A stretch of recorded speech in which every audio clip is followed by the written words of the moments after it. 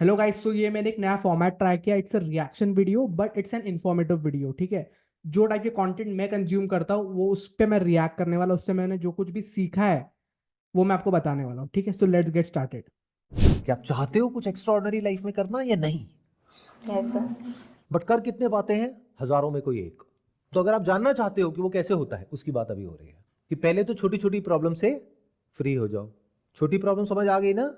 जो टेम्पररी है, अनित्य है, यानी अभी है और कल शायद नहीं है। बताइए। जैसे छोटी छोटी प्रॉब्लम्स है। अब ठीक है, आज तो हम सेशन कर रहे हैं, कल से हमारा डेली लाइफ शुरू होता है। वही छोटी प्रॉब्लम्स हमें सॉल्व आउट करना ही है, चाहे मेरा बिजनेस है या जॉब। जैसे एज इन फैक्ट्री है मेरी, तो कभी कपड़ा खत्म हो गया, कभी धागा।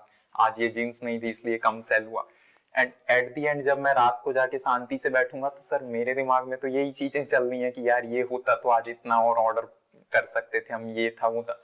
तो सर डेली लाइफ में तो हमें कभी सोचने का ही टाइम नहीं मिलता कि मेरी बड़ी प्रॉब्लम क्या है। फिर वही रूटीन हुआ कि मैंने खाना खाया, सो गया, देन सुबह फिर वही है, धागा कपड़ा। जो आपने कहा कि पूरे दिन मैं इसी में बिजी रहता हूं कि धागा खत्म हो गया, कपड़ा खत्म हो गया, यानी जो छोटी छोटी प्रॉब्लम्स है उसमें उलझा रहता हूं। बट आप एक बात बताओ, अगर इन्हीं चीजों में आप उलझे रहे तो कभी भी आपका बिजनेस बढ़ पाएगा? कभी नहीं।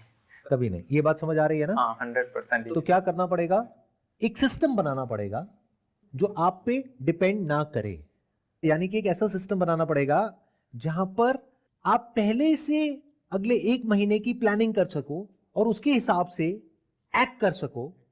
कुछ ऐसा सॉल्यूशन सोचना पड़ेगा। ये जो रोज रोज की प्रॉब्लम है, अब इसमें दो तरह की प्रॉब्लम है। एक है जो एक्सीडेंटल है, उसके लिए बस आपको एक बैकअप स्ट्रैटेजी चाहिए कि अगर आग लग गई तो उसके लिए हमने इंश्योरेंस कराई हुई है अपनी फैक्ट्री की। That is accidental. एक है जो रोज की प्रॉब्लम है। ये धागा और कपड़ा तो रोज का है अगर आपका ये काम है तो ये जो रोज की प्रॉब्लम है, इसके लिए एक प्रॉपर सिस्टम होना चाहिए जो आपके बिजनेस में एक एक इंसान को पता होना चाहिए, जो भी उसमें लोग हैं। तो बेसिकली इसको अगर हम लोग हमारे एजेंसी बिजनेस फ्रीलांसिंग से रिलेट करें, सो सर यही बोल रहे हैं कि बहुत सारे एजेंसी ओनर्स जो अपना बिजनेस स्टार्ट करते हैं, ये मैं नॉर्मल जो फ्रीलांसर्स है या जो अपना बिजनेस स्टार्ट करे उनकी बात नहीं कर रहा यहाँ पे। This video is mainly for agency owners who are trying to grow the business, जो महीने के 50-60 हज़ार रुपए कमा रहे हैं और उनको स्केल करना है to 1 lakh 2 lakh 10 lakh per month. ठीक है, तो सर वही बता रहे हैं कि जब भी आप एक लेवल पे आ जाओ, जब भी आपके पास एक टीम हो, तो आपको डे टू डे एक्टिविटीज में इन्वॉल्व नहीं होना चाहिए। क्योंकि अगर आप डे टू डे एक्टिविटीज में इन्वॉल्व हो गए तो आप अपने बिजनेस को ग्रो कैसे करोगे? क्योंकि अगर आप यही पूरा दिन सोच रहे हो कि मैं भाई वीडियो एडिट करता हूँ, मैं क्लाइंट का आज डेडलाइन है, मुझे ये कंप्लीट करना है, then it's going to be very difficult for you to focus on growing your business. If you are at a stage where you having 3 to 5 people, तो हर एक बंदे को एक क्लाइंट असाइन कर दो। ठीक है, इसके बारे में डिटेल में सर ने बताया तो वो सुन लेते हैं। जैसे आप अभी जो आप बिजनेस कर रहे हो उसमें कितने लोग हैं टोटल? अभी सर 12 लोग हैं टोटल। तो उन 12 के 12 लोगों को एग्जैक्ट पता होना चाहिए और ये भी पता होना चाहिए कि ये काम किसका है। वो काम दो लोगों का नहीं होना चाहिए, क्योंकि दो का होगा तो वो दोनों एक दूसरे पे डालेंगे। वो एक का होना चाहिए। जब वो छुट्टी पर है तब वो किसी और का होना चाहिए। मतलब प्रॉपर, हाँ, हम लोग उस तरह से सिस्टम बनाए और जिसकी रिस्पॉन्सिबिलिटी है 200% उसी से हम क्वेश्चन करें कि ये तुम्हारी Exactly. रिस्पॉन्सिबिलिटी थी, तुमने क्यों नहीं किया। शुरुआत में जब तक बिजनेस एक पर्टिकुलर लेवल पे नहीं पहुंच जाता, आज आपकी 10-12 लोगों की टीम है, आपको डेली बेसिस पे एक टास्क असाइन करना होगा सुबह जाते ही कि आपका ये टास्क है, आपका ये है, आपका ये है, आपका ये है, आपका ये है।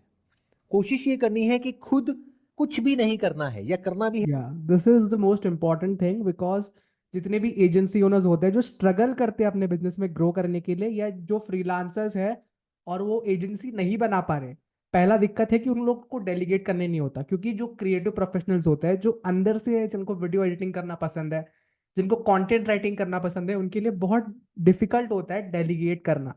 क्योंकि उनको लगता है भाई I am the best video editor in the world, I am the best content writer in the world. But अगर आपको एक बिजनेस बनाना है, यू हैव टू अंडरस्टैंड कि आप काम नहीं कर सकते।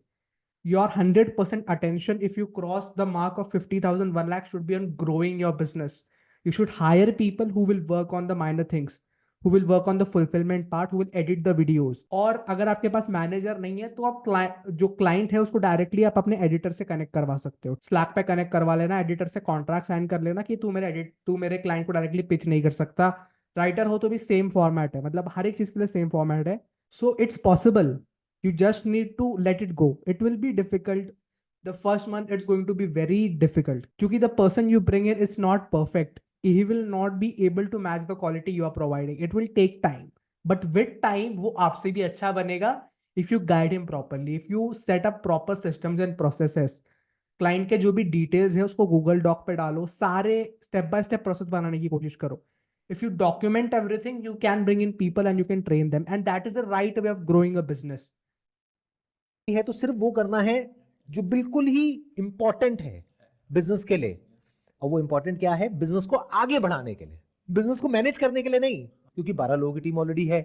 अगर नहीं होती तो मैं कहता कि हाँ मैनेज आपको करना है. तो मैनेजमेंट से इनको बाहर निकलना पड़ेगा, क्योंकि अभी इस स्टेज में इनकी लाइफ में मैनेजमेंट यूजलेस टास्क है, छोटा काम है, टेम्पररी है, ऑलरेडी टीम है. बट हो सकता है आप अपना खुद का, आप में से कोई अपना बिजनेस शुरू कर रहा है, उसके लिए मैनेजमेंट छोटा नहीं है. क्योंकि जब तक वो खुद मैनेजमेंट नहीं सीखेगा तब तक वो आगे डेलीगेट कैसे करेगा? राइट. तो आपने मैनेज करना सीखा. ये भी एक चीज होती है. If you are a freelancer transitioning into agency, you need to learn how to manage a team. मैं सजेस्ट करूंगा कि एटलीस्ट फॉर 6 मंथ्स आप खुद मैनेज करो और सीखो मैनेज कैसे करते हैं. क्योंकि मैंने इसमें बहुत सारी गलती करी है. जब मैं 17 साल का तब मैंने कंटेंट राइटिंग एजेंसी स्टार्ट करी थी, and I learn it the hard way. मैंने बहुत सारी गलतियां करी है. कम्युनिकेशन में प्रॉब्लम आया है, फिर फीडबैक में प्रॉब्लम आया है. आपको ये भी सीखना पड़ता है when you are shifting into an agency की फीडबैक कैसे देते हैं. क्योंकि अपने जो एज के लोग होते हैं ना, 17, 18, 19, 20, इनमें बहुत ईगो होता है. इनको आप हल्के से भी बोल दोगे ना भाई तू निकम्मा है, they get offended very easily. तो पहले आपको उनके पॉजिटिव्स को हाईलाइट करना है, फिर उनको बोलना है कि इसको बेटर हो सकता है. बट मैं भी तो 17 साल का था यार, मेरे को ये सब नहीं पता था, तो मैंने बहुत सारी गलतियां करी है. And you will learn it with experience, but the better way is कि दूसरों की गलतियों से सीख के आगे बढ़ जाओ. सो बेसिकली यही सर बता रहे हैं कि आपको पहले मैनेज भी करना चाहिए, देन आप मैनेजर को हायर कर सकते हो, या क्लाइंट को मतलब क्लाइंट डायरेक्ट एडिटर से कम्युनिकेट कर सकते हो स्लैक के थ्रू. और बहुत सारे टूल्स आते हैं, you can check that out. ठीक है, गूगल पे जाके सर्च करके तो सब मिल जाएगा. अब लोगों से मैनेज करवाओ, खुद कुछ भी डे टू डे ऑपरेशंस में इन्वॉल्व नहीं होना है. आपको सिर्फ ये सोचना है कि सेल्स कैसे बढ़ेगी. फिर एक ऐसा पॉइंट आएगा जब आपको सेल्स बढ़ाना आ जाएगा, जो अभी नहीं आता है, हो सकता है, बट जब आ गया तो उसको भी आप डेलीगेट कर दोगे, तो उससे भी आप बाहर निकल आओगे. तो एंड में जो एक बिजनेस ओनर होता है, जो सीईओ होता है, उसका काम सिर्फ इतना सा होता है कि कौन सा काम किस इंसान को देना है जो उसको अच्छे से कर सके. This thing is very important to understand as agency owner, क्योंकि एजेंसी ओनर ये सारी चीजें स्ट्रैटेजी बनाता है तो बाकी टाइम उसका फ्री हो जाता है. तो उसको लगता है भाई मैं कुछ नहीं कर रहा हूँ, मैं अपना टाइम वेस्ट कर रहा हूँ. तो ऐसा नहीं है भाई, तू नया प्रोजेक्ट स्टार्ट कर सकता है, या यही प्रोजेक्ट को और ऊपर कैसे लेके जाना है उस पर ध्यान दे सकता है. तो एज एन एंटरप्रेन्योर आपका यही काम होने वाला है कि you have to assign right task to right people and you have to bring in the right people. अब जितने भी बड़े कंपनीज ले लो, Amazon हो गया, गूगल हो गया, फेसबुक हो गया, मार्क जकरबर्ग बैठ के वहां पे कोडिंग नहीं करता है. They have dedicated people towards working towards that. Elon Musk बहुत अच्छा एग्जांपल है ये चीज का, क्योंकि Elon Musk runs multiple businesses. तो ऐसा नहीं कि इलॉन मस्क पर्सनली जाके टेस्ला में गाड़ी बनाता है. उसने वो सब चीजों के लिए लोग रखे हुए हैं, उसने हायर किया हुआ है. There are dedicated people working towards that. So as a businessman आपका मेन फोकस यही होना चाहिए कि मैं अपना बिजनेस को ग्रो कैसे करूँ. ग्रोथ कैसे आते हैं मार्केटिंग और सेल्स से. So if you're a young entrepreneur or you want to start your agency, you want to transition from a freelancing business to agency business, the most two important skills you want to learn is sales and marketing. क्योंकि अगर आपके पास ये skills नहीं होंगे तो बाकी सारी चीजें हवा में. ठीक है, तो सबसे पहले सेल्स के बारे में सीखो. आपको बहुत सारे बुक्स मिल जाएंगे, बहुत सारे वीडियोस मिल जाएंगे यूट्यूब पे. सीखो, नोट्स बनाओ, अप्लाई करो, फेल हो देन रीइटरेट करो, देखो कि इसको मैं कैसे बेटर कर सकता हूँ. आप कोई भी चीजें बिना प्रैक्टिस करके नहीं सीख सकते. आपको 10-12 सेल्स कॉल पे जाके फेल होना पड़ेगा. फिर आपको नोट्स बनाना है कि मैंने 10 कॉल में क्या गलत किया. फिर आप उसको अगले कॉल्स में 1 बाय 1 आप बेटर करना स्टार्ट कर सकते हो. ऐसे ही आप किसी भी चीज में बेटर हो सकते हो. There is no magical formula और there is no inherent skill. ठीक है, ऐसा कोई नहीं है कि कोई बचपन से पब्लिक स्पीकर पैदा हुआ है, बचपन से सेल्स में अच्छा पैदा हुआ है. Everything is developed.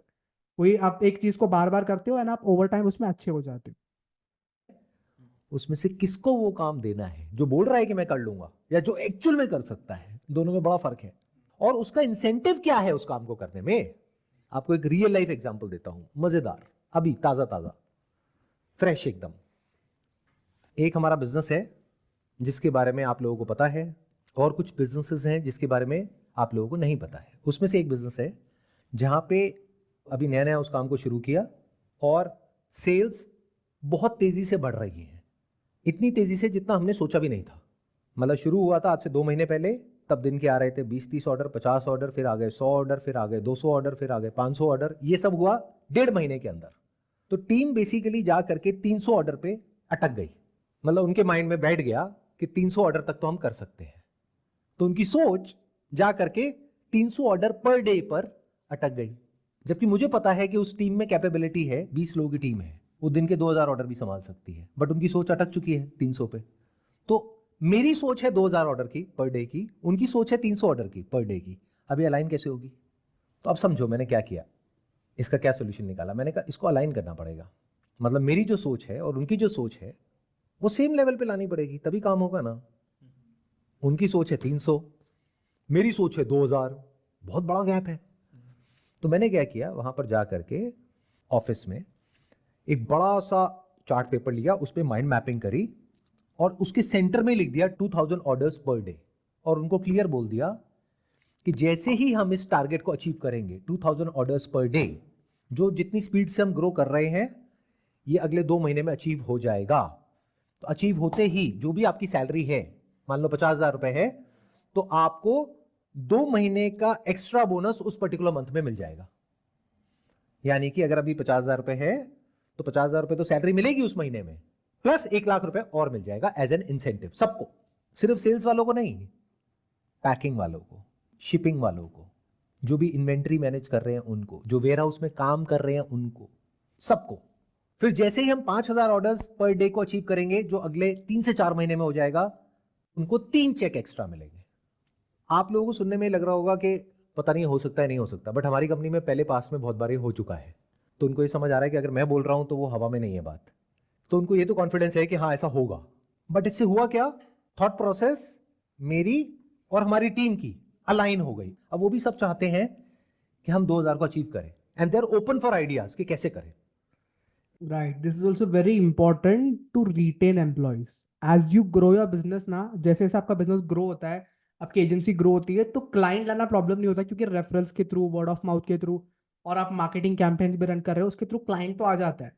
बट जो टैलेंट है, जो टैलेंटेड लोग आपके साथ काम कर रहे थे, वो आपको छोड़ के जाने लग जाते हैं, क्योंकि they are starting to get better offers. तो आपको क्या करना चाहिए, आपकी कंपनी में जितने भी लोग हैं उनको मार्केट स्टैंडर्ड से थोड़ा ज्यादा पे कर दो। फॉर एग्जाम्पल, एक वीडियो एडिट करने का एक एडिटर को मिल रहा है 500, तो आप उसको 600 पे कर दो, जो नॉर्मल एडिटर्स है। और जो एकदम एक्स्ट्रा ऑर्डिनरी फिनोमिनल एडिटर्स है, उनको आप 700-800 पे कर सकते हो, ताकि वो आपके साथ स्टिक रहे। क्योंकि आपको समझना पड़ेगा कि वो बंदे का मोटिवेशन भी क्या आपके साथ काम करने के लिए। अगर वो बहुत अच्छा एडिटर है तो उसको मल्टीपल जगह से ऑफर्स आएंगे। अगर आप उसको रिटेन करना चाहते हो, तो the only way is to pay him higher. तो कैसा है, एक रिलेशनशिप भी बिल्ड होगा उसके साथ, और वो आपके साथ लॉन्ग टर्म तक रिटेन भी होगा और खुशी से काम करेगा। And this mindset is very important to share with your people, share with your employee. क्योंकि बहुत सारे जो एजेंसी ओनर्स होते हैं वो ये सोचते हैं कि मैं कम से कम पैसे में कैसे काम करवाऊं। ये माइंडसेट होना भी चाहिए when you are starting a business. जब भी आप स्टार्टिंग स्टेजेस में हो, आपको पैसे बचाने आपको भी चाहिए। आपको 500 रुपये मिल रहा है, आप सामने वाले को 500 नहीं दे सकते। आई कैन अंडरस्टैंड दैट, मैं वो फेज से जा चुका हूँ। आपको 200 में ही काम करवाना पड़ता है। बट जैसे जैसे आप ग्रो कर रहे हो, आपको 2-3 हज़ार रुपये मिल रहा है वीडियो का, तो you can easily pay him 700 rupees. वो खुशी से काम करेगा, रिटेन भी होगा, आपके क्लाइंट को क्वालिटी वर्क भी मिलेंगे, और आपको दिक्कत भी नहीं आएगी। क्योंकि if you want to grow a business ना, सारे एम्प्लॉयज़ ऐसे होने चाहिए जो बहुत टाइम से आपके साथ काम कर रहे हैं। क्योंकि जैसे नए नए एम्प्लॉयज़, अगर मैं 1 महीना काम कर रहा हूँ, छोड़ रहा हूँ, बहुत सारे लोग ऐसे करते हैं। ऐसे लोग की वजह से कंपनी को ग्रो करने में दिक्कत आती है, क्योंकि क्वालिटी में इफेक्ट करता है। एसओपीज लगा दो, बट फिर भी क्वालिटी में इफेक्ट करता है इन क्रिएटिव फील्ड बेसिकली। क्योंकि हर एक एडिटर का थोड़ा सा स्टाइल डिफरेंट होता है, ग्राफिक का स्टाइल डिफरेंट होता है। So you have to share with people, and थोड़ा सा मार्केट से ज्यादा पे कर दो। एंड थर्ड थिंग इज कि फीडबैक देना सीखो। जैसे हम लोगों ने थोड़ी देर पहले बात किया, पहले उनकी पॉजिटिव्स के बारे में बताओ, देन बताओ कि उन्होंने क्या गलती किया। इससे कैसा है कि बंदा ओपन हो जाता है, भाई मैं इसमें अच्छा हूँ, अगर मैं इसको बेटर करता हूँ तो मैं और जल्दी ग्रो कर सकता हूँ। So guys, that's it for today's videos. And मैंने एक नया फॉर्मेट ट्राई किया था। Let me know in the comment section if you liked it, and if you want me to make more such videos. And channel को subscribe करना मत भूलना।